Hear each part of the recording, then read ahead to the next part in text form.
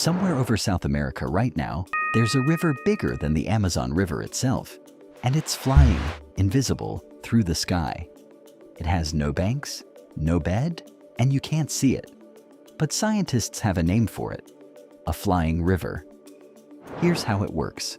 A single large tree in the Amazon rainforest can pull hundreds of liters of water up from its roots and release it into the air as vapor through millions of tiny pores in its leaves every single day.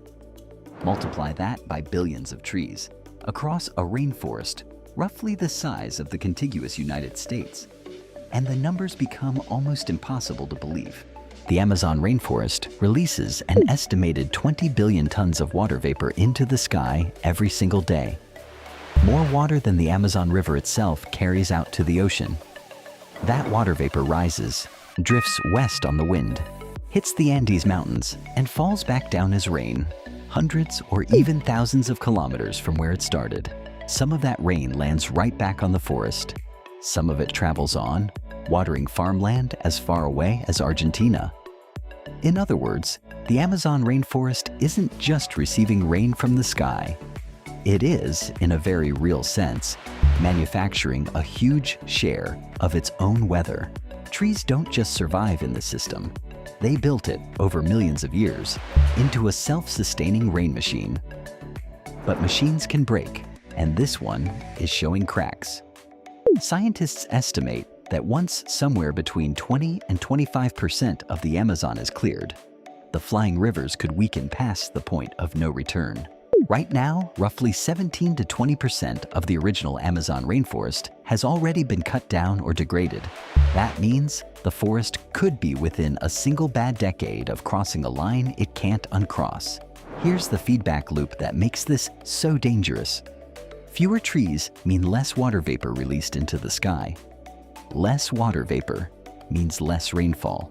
Less rainfall means drier soil, more fires, and more tree deaths. More dead trees mean even less water vapor the next year, and the cycle feeds itself, faster each time, like a wheel that speeds up the more it spins. If enough of the forest crosses that threshold, large sections could shift permanently from lush rainforest into dry savanna, a transformation that could take just decades, not centuries, once it truly starts. That wouldn't just be a loss for the plants and animals living there. The Amazon currently helps regulate rainfall for major farming regions across South America, including some of the largest soybean and cattle operations feeding people around the world. Break the flying rivers, and you don't just lose a forest. You risk drought spreading into the very farmland that depends on the rain the forest sends it. Scientists call this potential shift the Amazon tipping point. And unlike a slow-moving, distant kind of climate change, this one could unfold within the lifetime of people alive right now. The rainforest didn't just grow where the rain happened to fall. Over millions of years, it built the rain itself, engineering the sky above it into a machine that keeps it alive. That machine is still running today. Invisible over your head if you happen to live downwind of it, carrying more water than a major river, one leaf at a time. Whether it keeps running depends on decisions being made in the next few years, not the next few centuries.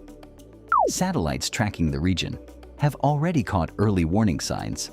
Parts of the southeastern Amazon, once reliable rain generators, now release more carbon into the atmosphere than they absorb, having flipped from forest to net emitter during recent dry years.